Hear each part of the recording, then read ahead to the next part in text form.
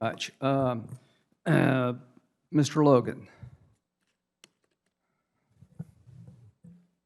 Yes, sir, Chairman. has it been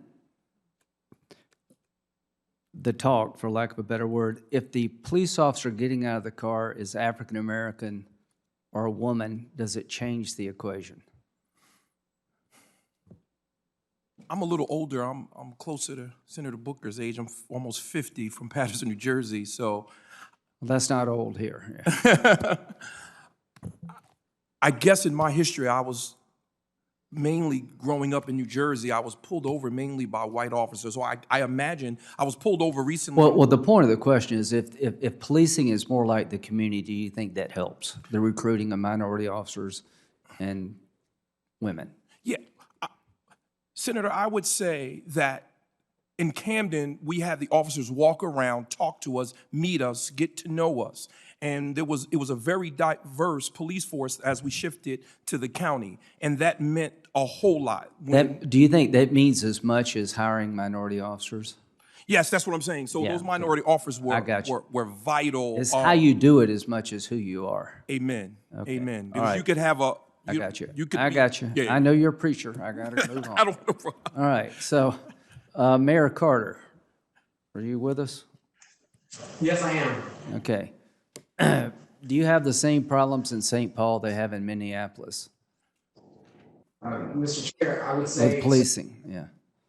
Mr. Chair, I would say to narrow this issue down to one department or a few bad apples, as we recently heard some folks on the national level do, I think would be to misunderstand. Well, I mean, you're literally side by side. And my question, Mayor, is what have you done in St. Paul they haven't done in Minneapolis? I wouldn't try to speak to Minneapolis. What I'd say is we have been intentional to your last question about hiring our diverse officers. Our last class of officers was 77% diverse.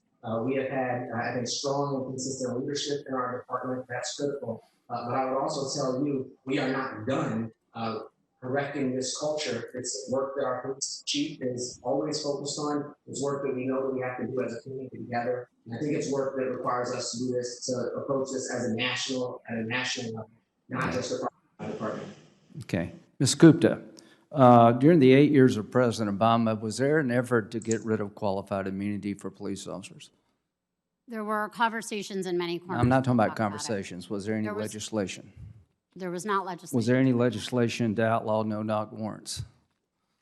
Not to my knowledge. Was there any legislation created a national registry for violent acts by the police?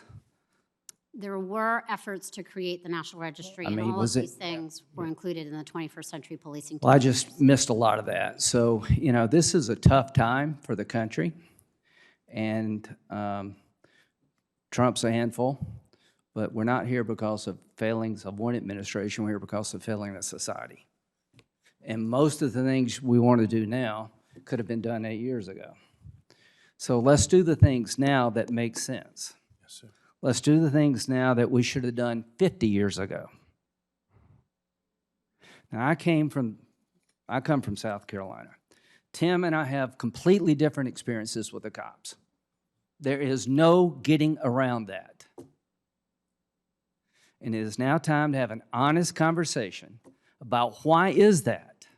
How can it be that if you're a United States Senator from South Carolina and you're black, you get stopped 5 or 6 times, and you're white, you never get stopped? How can it be that people die because of a $20 bill who are in custody not threatening anybody?